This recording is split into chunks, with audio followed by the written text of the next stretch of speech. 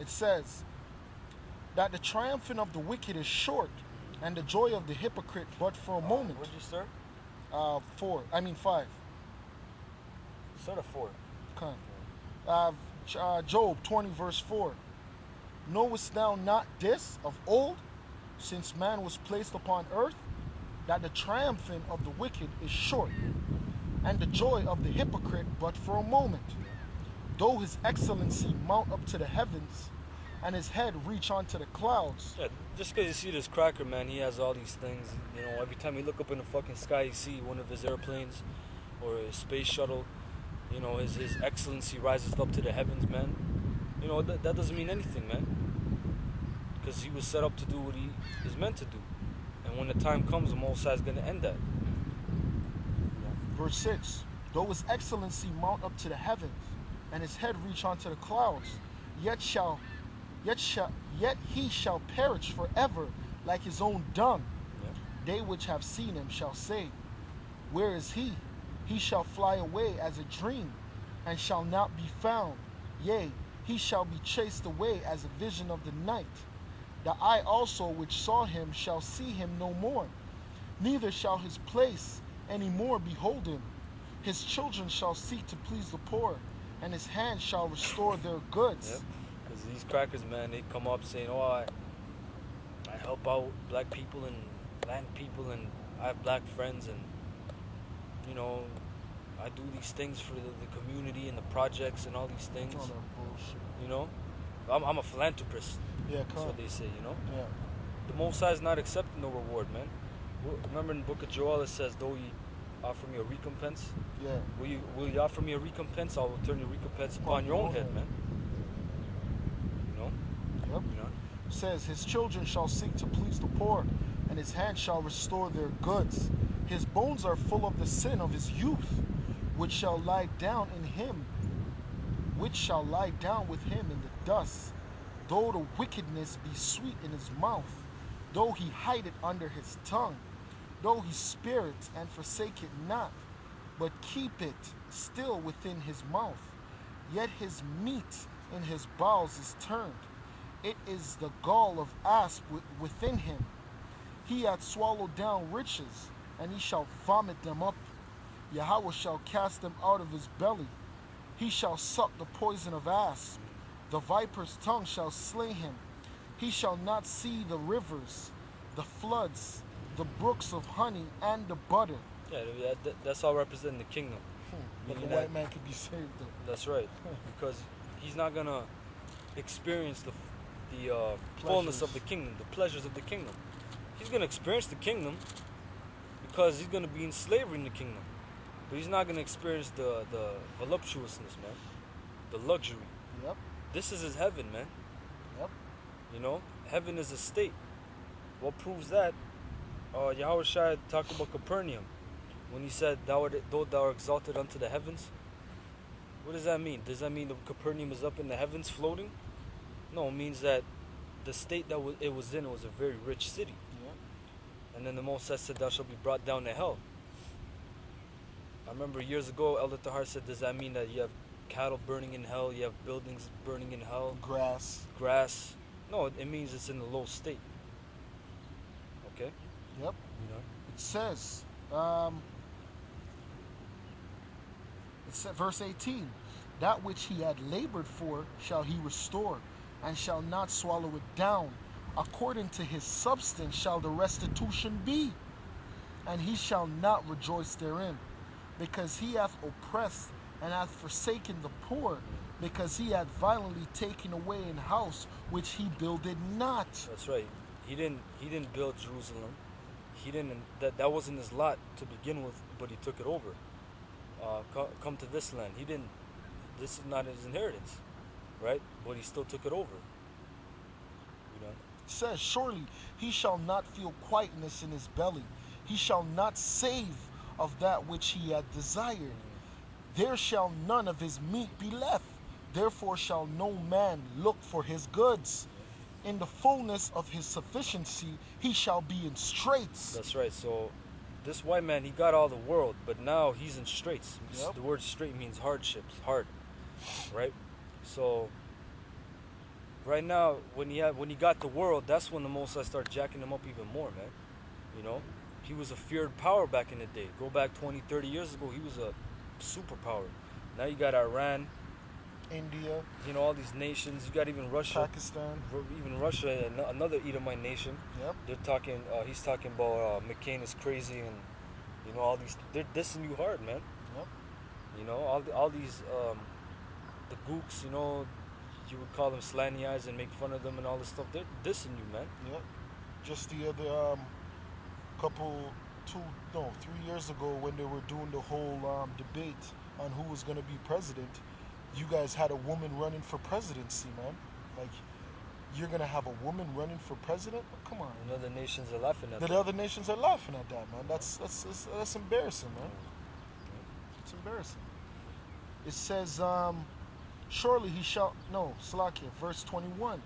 There shall none of his meat be left, therefore shall no man look for his goods. In his fullness of his sufficiency, he shall be in straits. Every hand of the wicked shall come upon him. When he is about to fill his belly, he shall cast, Slakia, Yahweh shall cast the fury of his wrath upon him, and he shall rain it upon him while he is eating. That's right, meaning that the white man looks at this New World Order, his plans, as a meal. When he's about to finish that meal and think that he succeeded in everything that he plotted, that's when the Most High is going to tumble the whole project down. You know? Yep. Go on. It says, he shall flee from the iron weapon, and the bow of steel shall strike him through. Yeah, what is that? That's the missiles, man. He can't get, yeah. You know? It says, verse 25, it is drawn and cometh out of the body, yea, the glittering sword cometh out of his gall. That's another title for the missiles, the glittering sword. A sword, the modern day sword is a gun, your nuclear missiles. So a glittering sword, at the back of the ICBM, you have the gas in the form of fire coming out, I could say, right? Yep. So when was this Job? When Job seen his Con. prophecy, he described it as best as he could. It looked like a sword. It was long and narrow, right? And there was a glittering spark coming out of it, Yep. right? You know? It says, it is drawn and cometh out of the body, yea, the glittering sword cometh out of his gall. Terrors are upon him.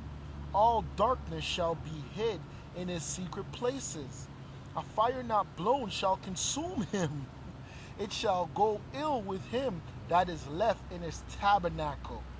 The heaven shall reveal his iniquity, and the earth shall rise up against him. The increase of his house shall depart, and his goods shall flow away in the day of his wrath. There is a portion of a wicked man from Yahweh, and a heritage appointed unto him by Yahweh. Yep, that was it. I have a little quick one. Yeah. This is Revelation 18:4. And I heard another voice from heaven saying, come out of her, my people, that ye be not partakers of her sin, and that ye receive not of her plagues, for her sins have reached unto heaven, Yep. and Yahweh hath remembered her iniquities. That's right, the Most High remembers. So when you crackers say, why do you guys remember the old times? And David said, remember the days of old, man. You know? And the Most High remembered all the iniquity. Because the scripture says, do not defile the land by blood, for it cannot be cleansed except the blood of him that shed it. Right? That's it? No, verse 6. Reward her even as she has rewarded you, and double unto Slakia. It says, and double unto her, double according to her works. In the cup which she hath filled, fill her double. How much she hath glorified herself and lived deliciously, so much torment and sorrow give her. For she saith in her heart, I sit a queen, and I am no widow, and shall see no sorrow. Therefore shall her plagues come in one day, death and mourning and famine and she shall be utterly burned with fire. For strong is Yahweh Shem Yahushai who judgeth her. That's right. So, you know, this land, America, it lives in deliciousness. You know, it lives in, and it's known as a virgin because there's never been a war after America was established. You know, after the three revolutionary wars, the French, the Spanish, and the British. After America was so-called established, right, independence from Britain, which was never independent. There was never an attack on the soul of America. You're living good. Yep. You know. Yeah, this is Revelation 18, verse 21. And a mighty angel took up a stone like a great millstone and cast it into the sea, saying, Thus with violence shall the great city Babylon be thrown down, and shall be found no more at all. And the voice of harpers and musicians and pipers and trumpeters shall be heard no more at all in thee. And no craftsman of whatsoever craft shall be slakia. And no craftsman or whatsoever craft he be shall be found any more in thee. And the sound of a millstone shall be heard no more at all in thee. And the light of a candle shall shine no more at all in thee.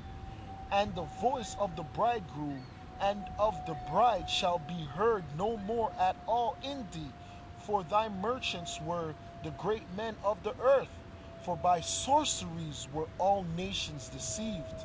And in her was found the blood of prophets and of saints and of all that were slain upon the earth. Yep. And that's plain, man. Because who are the saints? The scripture says, gather my saints together, they which have made a covenant with me by sacrifice. Those are the Israelites. So when you shed the blood of the Israelites and you committed genocide and, you know, stole this land, that their blood has been found in this place, right? And it says that no more pipers, no more craftsmen. I mean, this place is not gonna be.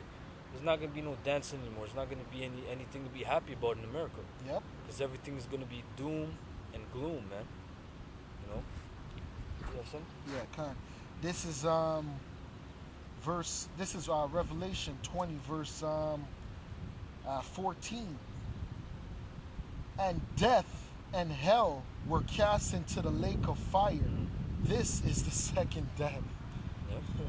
The lake of fire. That's when the missiles drop, man. Because you're gonna have fire going for I don't know how long, man. Yeah. A couple years, man. Yeah. You had the Twin Towers. How long would the fire was going? A month, 2 months? Or the smoke, I mean. Yeah, con. You know, and that was 2 towers, man. Yeah. You're talking about how long is America? 200 million missiles. I'm saying how long is America's span? 3,000 miles long? It's big, bro. A couple thousand miles long. Yep. You know. So and plus, like the brothers always say, man, you got natural gas pipes, gas lines going all throughout the country, man. In Canada, you have a lot of natural gas lines. So you don't think that shit's gonna ignite? Con. You know, that's gonna bring destruction to this place too, man. Gas stations, you know, nuclear plants. Yeah, that's gonna be, man. That's gonna be something to behold, man. Yep. That's gonna be a view. So, yeah, man, this place is gonna be desolate, man. Okay. You know. Yes, sir? No.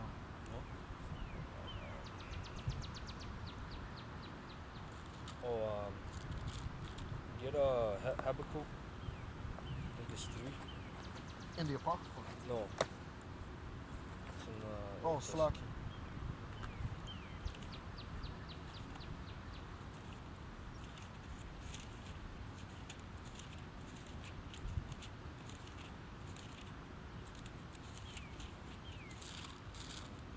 Habakkuk.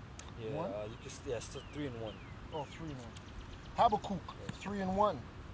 A prayer of Habakkuk the prophet upon Shigai O Noth. O Lord, I have heard thy speech and was afraid, O Lord. Revive thy work in the midst of the years. In the midst of the years, make known in wrath, remember mercy. Yahweh came from Teman and the Holy One from the Mount Paran. Selah. His glory covered the heavens, and the earth was full of his praise, and his brightness was as the light. He had horns coming out of his hand,